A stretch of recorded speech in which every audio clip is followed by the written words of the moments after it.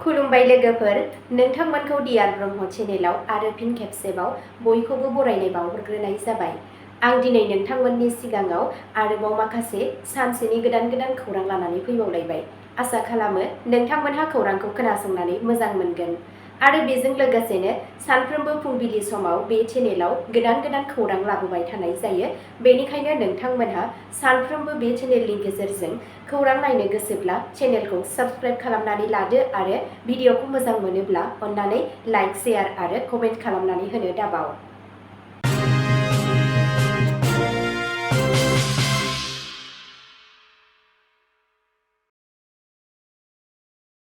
दिनैनि गाहाय रादाबफोराव दङ। क'क्राझार आइइडि बेरफ्रुनायजों सोमोन्दो थानाय दायनिगिरिखौ सिनायथिबाय। हिमन्त बिश्व शर्मा। एबसुआ क'क्राझार आरो सालाकाटिनि गेजेराव जानाय आइइडि बेरफ्रुनायखौ सोंखारिनानै मोनसे कायर आरो बर्बर खामानि बुंदों। BTCनि CEM हाग्रामा महिलारिया 120 छठ पुजा कमिटिफोरनि थाखाय 20,000 रांनि अनसुंथाइ फोसावदों। सिलचराव 14थि नंखाय डक्टरखौ काछार पुलिसआ खादों। नायबिजिरनायाव आयेन बेरेखा स्पा खामानिफोरजों सोमोन्दो दं होनना मिथिनो मोनो। पबितरा वाइल्डलाइफ सेंचुरीखौ आसामनि दावबायारिफोरनि थाखाय बेखेवफिनदों। साहा ट्राइबेलफोरनि थाखाय शेड्युल्ड ट्राइबनि थामोनथाखौ दाबि खालामनानै ढेकियाजुलियाव 2 लाखनिबो बांसिन सोमावसारगिरिफोरा हानजा सुरदों। आसाम CMआ मैया 23 अक्ट'बर खालि बङाइगावआव 20,000निबो बांसिन आइजोफोरनो रां राननानै होदों। दानिया फैदो आबुं रादाबाव। गिबि खौराङावनो दङ। क'क्राझार आइइडि बेरफ्रुनायजों सोमोन्दो थानाय दायनिगिरिखौ सिनायथिबाय। हिमन्त बिश्व शर्मा। आसाम चिफ मिनिस्टार हिमन्त बिश्व शर्मा बिथाङा मिथिहोयो दि बुधबारनि हर गेजेराव आइइडि बेरफ्रुनायनि जाहोनाव रेल लामाखौ खहा खालामनायनि उनाव क'क्राझाराव मोनसे गिदिर जाब्रबथायनिफ्राय एसेब्लाबो बारग'नो हादों। बे बेरफ्रुनाया 22 अक्ट'बर खालि फुंनि 3 रिंगासोआव जादोंमोन, जाय मोनसे स्पेशेल रेल लामानि मोनसे बाहागोखौ खहा खालामदों। गिबि मन्थ्रिया फोरमायनाय बादिब्ला गंसे रेल गारिनि लक' पाइलटआ खहा जानायखौ नुदोंमोन आरो थाबैनो बिबानगिरिफोरनो खौरां हरदों। बे थि समाव फिन्नाय होनाया मोनसे गिख्रंथाव जाब्रबथाय जानायनिफ्राय बारग'नायाव मदद होदों। पुलिस आरो रेलवे हानजाफोरा थाबैनो ट्रेकखौ फोसाबदों, जायनि थाखाय रेल सिबिथाया बै मोनायाव जागायफिनदोंमोन। शर्मा बिथाङा फोरमायबावो दि बे जाथायजों लोब्बा थानाय सासे दायनिगिरिखौ सिनायथिनाय जाबाय। खौरां मोन्नाय बादिब्ला बे सुबुंनि सायाव आसाम आरो झारखन्ड मोन्नैयावबो गोबां दायगोनां केस दं होनना मिथिनो मोननाय जायो। बिथाङा बुङो दि पुलिसआ थाबैनो सन्देह गोनां सुबुंखौ हमनो हागोन आरो जायखिजाया आफादारि सोमोन्दो दं बेनि सायाव आरोबाव नायबिजिरनाय जागोन होनना बिथाङा बुंबावो। DGP हरमित सिंहआ थासारिखौ नायसंनो थाखाय बृहस्पतिबाराव क'क्राझार दावबायहैदों। बिथाङा जाथायनि सायाव नायबिजिरनो आरो होबथानायनि राहा लानो थाखाय सरायकलानि 7थि बेटेलियन पुलिस बादायाव गोजौ थाखोनि रैखाथि जथुम खुंदोंमोन।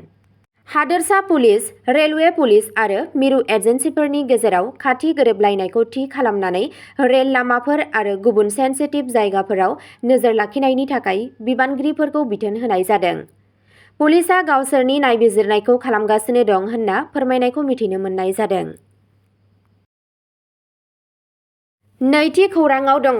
एबसुआ क'क्राझार आरो सालाकाटिनि गेजेराव जानाय आइइडि बेरफ्रुनायखौ सोंखारिनानै मोनसे कायर आरो बर्बर खामानि बुंदों।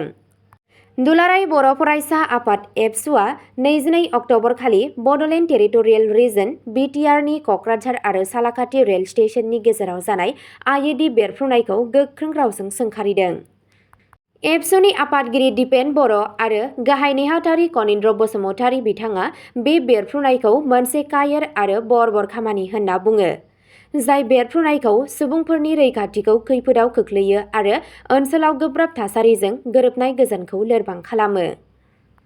बिथांमोनहा आयेन आब्रुथि बाहायग्रा एजेन्सिफोरखौ मोजाङै बिजिरनांगौ आरो दायनिगिरिफोरखौ थाबैनो साजा होनो खावलायो। बिथांमोनहा बुङो दि जायखिजाया महराव हिंसाया जेंनाफोरखौ सुस्रांनो हाया आरो नोगोरारिफोरखौ गोजोन थानो खावलायो। नंखाय रादाब गोसारहोनायनिफ्राय गोजानाव थानो आरो जेंना सोमजिहोग्रा मुवाफोरखौ समाजारि गोरोबलायनायखौ हेंथा होनो नाङा होनना बुङो। गौथुमा बड'लेण्ड ओनसोलारि ओनसोलाव गोजोन आरो खौसेथिनि थाखाय गावनि रादायखौ फिन खेबसे फोरमायो आरो दिदोमथि आरो दावगानायखौ खैफोदाव खोख्लैनो हानाय जायखिजाया खामानिखौ नेवसिनायाव राइजोफोरजों गसंफायो होनना फोरमायनायखौ मिथिनो मोननाय जादों। थामथि खौराङाव दङ BTCनि CM हाग्रामा महिलारिया 120 छठ पुजा कमिटिफोरनि थाखाय 20,000 रांनि अनसुंथाइ फोसावदों। हिन्दी राव रायज्लायग्रा हारिया BTCआव मुं थिसनजानाय MCLAनि दाबि खालामो। खौरां बिजोंनिफ्राय मिथिनो मोननाय बादियै आसामनि बड'लेण्ड ओनसोलारि ओनसोलाव हिन्दी राव रायज्लायग्रा सुबुंफोरा बड'लेण्ड टेरिटरियेल काउन्सिलाव मुं थिसनजानाय मासि दाबि खालामदों।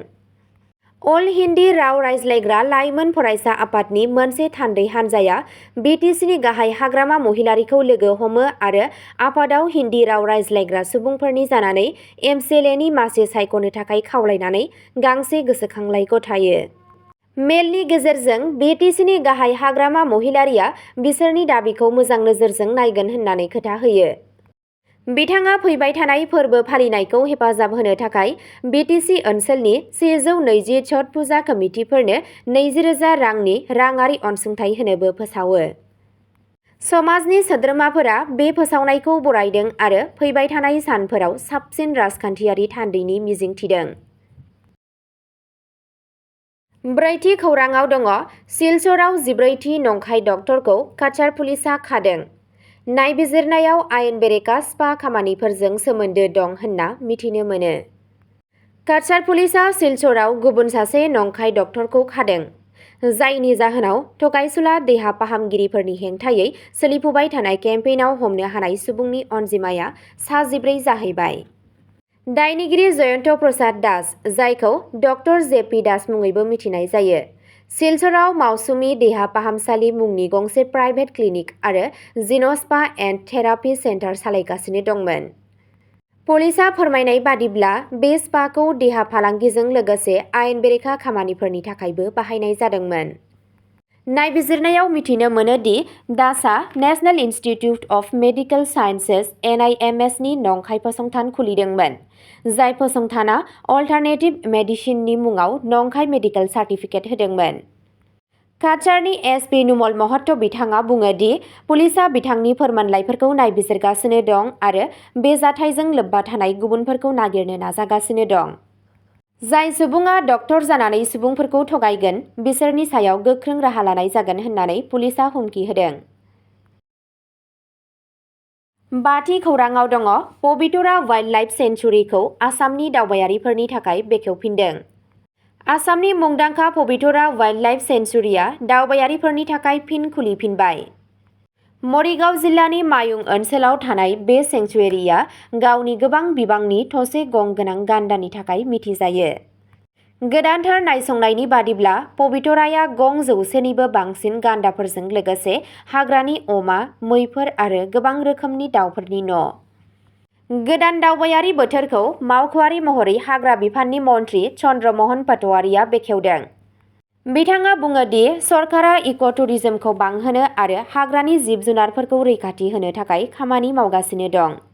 बेखौ खुलिफिननाया दावबायारिखौ जौगाहोनायाव मदद होगोन आरो खाथि-खालानि गामिफोराव रां खामायनायाव मदद होगोन होनना ओनसोलनि सुबुंफोरा गोजोननाय फोरमायो। द'थि खौराङाव दङ साहा ट्राइबफोरनि थाखाय मेडिकेल ट्राइबनि थामोनथाखौ दाबि खालामनानै ढेकियाजुलियाव 2 लाखनिबो बांसिन सोमावसारगिरिफोरा हानजा सुरदों। बृहस्पतिबाराव 2 लाखनिबो बांसिन सुबुंफोरा ढेकियाजुलियाव मोनसे गिदिर हानजा सुरनायाव बाहागो लादों, जेराव आसामनि साहा जनजाति आरो आदिबासि हारिनि थाखाय अनुसूचित जनजाति ASTनि माननि दाबि खालामनाय जादों। अहिंसा सोमावसारनायाव हानि बिगोमानि फोरमानलाइफोर आरो साहा बागाननि मावदांसाफोरनि थाखाय दान बान्था बांहोनायनिबो दाबि खालामदोंमोन। अल आसाम साहा ट्राइब्स फरायसा आफाद, अल आसाम आदिबासि फरायसा आफाद, आसाम सा मजदुर संघ, साहा जनजाति महिला समिति आरो आदिबासि महिला समिति बायदि गोबां मुंदांखा आफादफोरजों लोगो नांनानै बे सोमावसारनायखौ खुंनाय जादोंमोन। बाहागो लागिरिफोरा बेनार लादोंमोन, स्लगान होदोंमोन आरो समाजनि दैदेनगिरिफोरनि बिबुंथिनि थाखाय मोनसे मिरु ओनसोलाव ज' जानायनि सिगां लामाफोराव थाबायदोंमोन। रेलियाव बुंथिगिरिफोरा गोलाव समनि दाबिफोरखौ नेवसिनायनि थाखाय मोनसेनि उनाव मोनसे सोरखारखौ सोंखारिदों। बिथांमोनहा सांग्रांथि होयो दि जुदि जेंनाफोरखौ थाबैनो सुस्रांनाय जायाब्ला 2026 मायथाइनि बिधान सभा बिसायख'थियाव बिजेपि सरकारा राजखान्थियारि फिनजाथाय जानो हागौ। सोमावसारगिरिफोरा साहा बागान आरो आदिबासि मावदांसाफोरनि जिउ खुंनायनि जेंना गोनां थासारिफोरखौ फोरमायदों, जेराव खम बेथन, हानि मोनथाय गैया आरो सोलोंथाय आरो सावस्रि जोथोन बायदि गोनांथार सिबिथाइफोरखौ सिमा गोनां खाबुफोर दं। हारिनि दैदेनगिरिफोरा बे बाथ्रायाव गोजोर होनानै बुङो दि एसटि थाखोनि सिङाव गनायथि मोननाया बे हारिफोरनि थाखाय समाजारि न्याय आरो मोजां जौगानायखौ थि खालामनो थाखाय गोनांथार, जाय बिथांमोनहा गोबाव समनिफ्रायनो साहा बागानफोराव खामानि मावनायनि गेजेरजों आसामनि रांखान्थिखौ हेफाजाब होबोगासिनो दं। हानजा सुरनाया गोजोनै जोबनानै थाङो आरो दैदेनगिरिफोरा गावसोरनि दाबिफोरखौ सुफुंजासिम सोमावसारबाय थागोन होनना समायखिरा लायो। स्निथि खौरांआव दङ आसाम सिएमआ मैया 23 अक्ट'बर खालि बङाइगावआव 20,000निबो बांसिन आइजोफोरनो रां राननानै होदों। आसाम चिफ मिनिस्टार हिमन्त बिश्व शर्मा बिथाङा बङाइगावआव खुंनाय मोनसे हाबाफारियाव गाहाय मन्त्रि महिला उद्यमिता अभियान (MMUA) नि सिङाव 20,000निबो बांसिन आइजो मुलाम्फा मोनग्राफोरनो 10,000 राङारि अनसुंथाइ होयो। बे जोलै पुन्जिखौ आइजोफोरखौ फिसा फालांगि जागायजेननाय आरो गावसोनारनो हानाय बिथिङाव हेफाजाब होनो थाखाय दानाय जादों। बे मावफारिया ओनसोलारि फालांगिखौ बांहोगोन आरो आइजोफोरखौ रायजोनि रांखान्थियारि जौगानायाव मोनसे बिफाव लानो हानाय खालामनायनि सायाव गोसो होयो।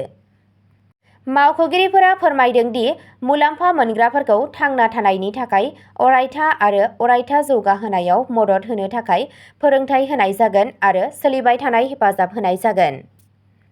MMUA हाबाफारिया गासै आसामाव आइजोफोरनि रांखान्थियारि उदांस्रिखौ बांहोनो आरो बयखौबो लानानै जौगानायखौ थुलुंगा होनो थाखाय सरकारनि गुवार हाबाफारिनि मोनसे बाहागो।